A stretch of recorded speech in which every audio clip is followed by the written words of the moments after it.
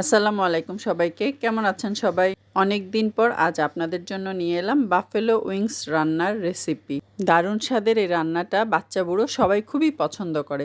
প্রথমেই উইংসগুলোকে ভালোভাবে ধুয়ে পরিষ্কার করে তারপর ছোট ছোট সাইজ করে কেটে নিতে হবে। এই যে দেখেন, আমি এভাবে করে উইংসগুলো কেটে নিয়েছি।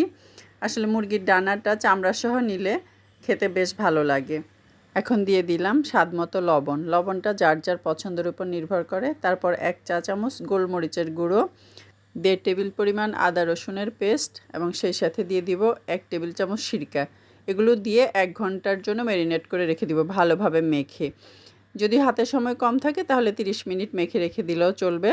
তো ভালোভাবে মেখে এভাবে আমি 1 ঘন্টার জন্য রেখে দিয়ে এখন চলে যাচ্ছি কোট করার জন্য মিশ্রণটা তৈরি করতে। এখানে নিয়ে নিলাম 1 কাপ ময়দা, সেই সাথে এখন দিয়ে দিব 1 কাপ কর্নফ্লাওয়ার, 1 চা চামচ গোলমরিচের গুঁড়ো আর সাথে কাশ্মীরি লাল মরিচের গুঁড়োটা 1 চা চামচ, সাথে পরিমাণ মতো একটু লবণ দিয়ে ভালোভাবে মেখে মিশ্রণটাকে ভালোভাবে মিশিয়ে নিব। এভাবে মিশ্রণটাকে ভালোভাবে মিশিয়ে নিয়ে তারপর চিকেনগুলোকে একটা একটা করে এর মধ্যে ভালোভাবে চেপে চেপে নিয়ে কোট করে রাখবো। এই তো চিকেনগুলো এভাবে উল্টে পাল্টে দিয়ে সুন্দর করে কোট করে রেখে দিবেন। জাস্ট 15 মিনিট রেখে দেওয়ার পর আবার দ্বিতীয়বার কোট করা যাবে। 15 মিনিট চিকেনটা এভাবে থাকলেই চিকেনের গায়ে একটু ভেজা ভেজা হয়ে আসবে। সেই সময় আবার চিকেনটাকে নিয়ে আমরা দ্বিতীয় দফায় কোট করব। এভাবে দ্বিতীয় দফায় উল্টে পাল্টে সুন্দর করে কোট করে তারপর আমরা চলে যাব ভাজতে।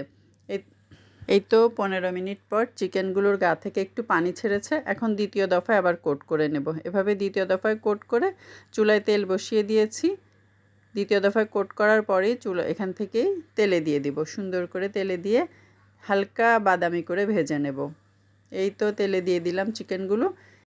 চিকেন ভাজা হতে হতে আমি সসটা রেডি করে নিব, কারণ বাফেলো উইংসের সবচেয়ে গুরুত্বপূর্ণ জিনিস হচ্ছে যে সসটা আপনি চিকেনটা গরম থাকতে থাকতে ভাজা মচমচা থাকতে থাকতেই সসের মধ্যে দিয়ে উল্টে পাল্টে নামিয়ে ফেলতে হবে।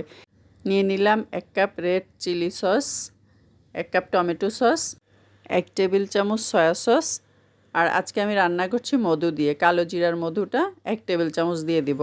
মধুর পরিবর্তে কারো কাছে যদি ব্রাউন সুগার থাকে সেটাও ব্যবহার করা যায়। প্রথমবার একেবারে ভালোভাবে না ভেজে হালকা একটা ভাজা দিয়ে এরকম বাদামি কালার হলে তুলে রেখে দিব।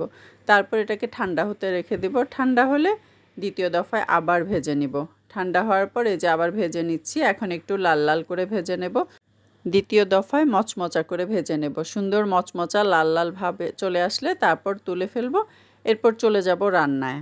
হাঁড়িতে বাটার দিয়ে দিলাম। বাটার গলে গেলে সেখানে এই যে একদম থেতো করে রাখা রসুন দিয়ে দিলাম। রসুনটা যখন একটু লালচে ভাব হয়ে আসবে, নেড়েচেড়ে রসুন থেকে যখন একটা ফ্লেভার বের হবে, তখন আমি এর মধ্যে একটু পেঁয়াজ দিয়ে দিলাম। পেঁয়াজটা একটু নেড়ে তারপর আমি কিছু সবজি, যেমন আমি ক্যাপসিকাম এবং টমেটো ইউজ করেছি আজকে, এই পর্যায়ে সবজিগুলো দিয়ে দিলাম। আমি একটু গাজরও নিয়ে এসেছিলাম কিন্তু রান্নার সময় দিতে ভুলে গিয়েছি।